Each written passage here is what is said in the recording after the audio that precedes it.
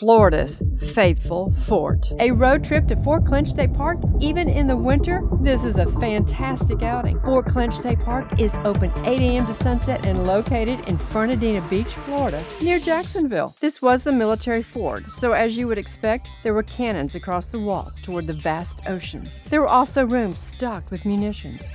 Don't miss the workshop areas, including the common blacksmith shop.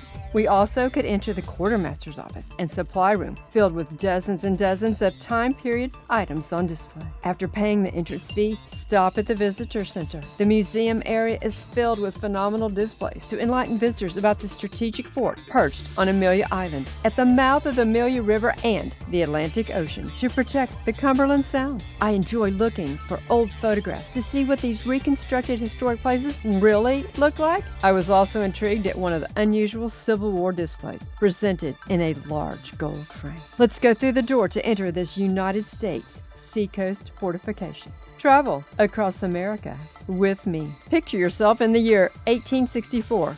You are part of the 1st New York Volunteer Engineers Unit stationed here. Keep those thoughts in mind as you stroll the reconstructed structures. Florida seceded from the Union on January 10, 1861, and took the fort over from the federal government, who had left one poor chap to be the caretaker. As you walk inside the fort, you will be passing between the guardhouse and the prison. We curiously scurried around the rooms and walls of the fort. As I take you around, let me tell you a few more details about Fort Clinch. The fort is shaped like a pentagon with bastions at each corner. Fort Clinch is constructed of bricks, a basic building material proved through long usage. Brick was readily available, resistant to shot, and ideal for use in vaulted and arched construction. 2 phases of the construction can be seen in the sizes of the bricks. The larger brick is from the years 1850 to 1860. The smaller brick is from 1862 to 1867. The cistern covers, tunnel floors, most roof surfaces, and some short lintels are of slate. Granite was designated for the gun mounts, large lintels, windowsills, door openings, and exterior stairs. A relatively new material, cast iron, was utilized in critical structural components, such as second-floor girders,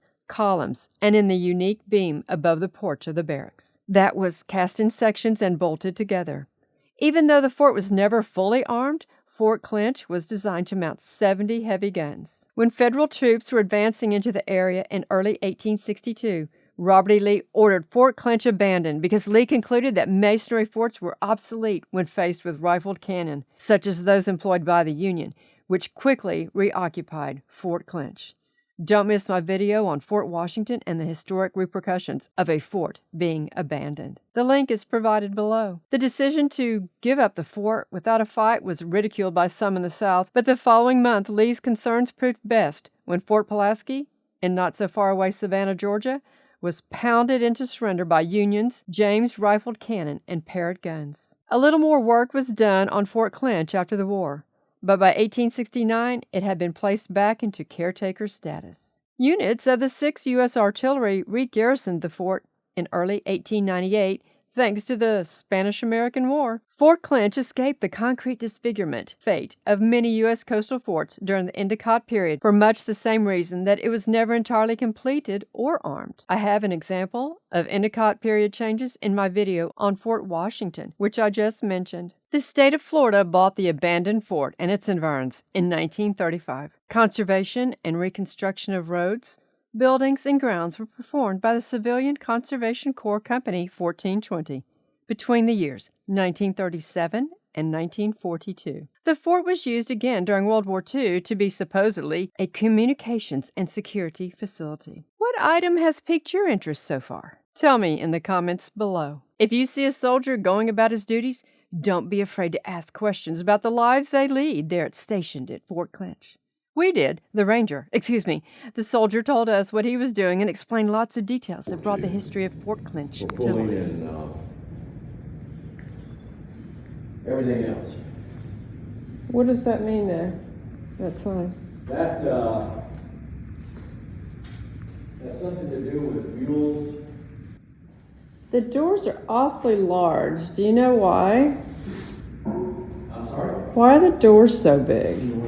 That's good. Yeah, a good question too. They made those doors split specifically for the barracks. Soldiers, if the fort was under attack, middle of night or whenever, they were drilled to take care of it 24/7.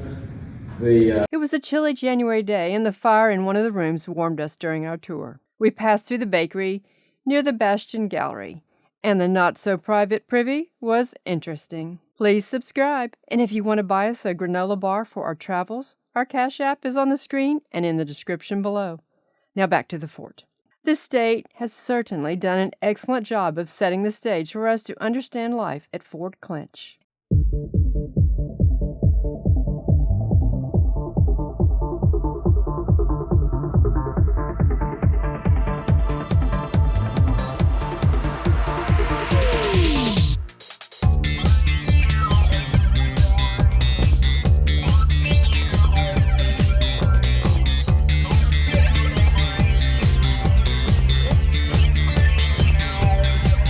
As you drive away from the fort to exit the island, make a stop to see the Amelia Lighthouse. Take the quick trail.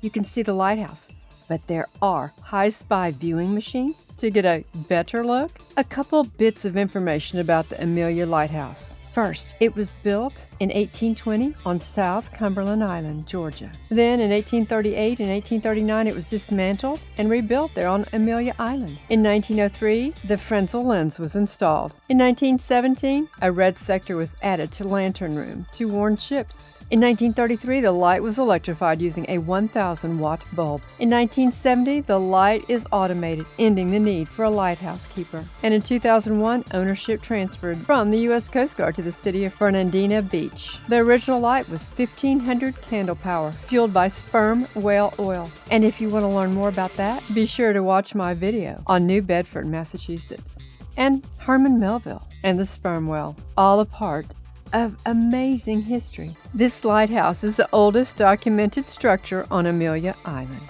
Even in the dead of winter, this is a lovely place to visit, and there aren't any mosquitoes. As I stated earlier, Fort Clinch State Park is open 8 a.m. to sunset 365 days a year. The ranger station is open 10:30 a.m. to 5:30 p.m. daily, and the visitor center is open 9 a.m. to 4:30 p.m. daily. The entrance fee is $6 per vehicle. I hope you find the ranger who gave us a tour, for he was fantastic. Tennis shoes, on the ground, Unclassic road trip. Be sure to watch my other videos on historic forts, like my favorite, Bensold Fort. Please subscribe. You will love your visit to Florida's faithful fort.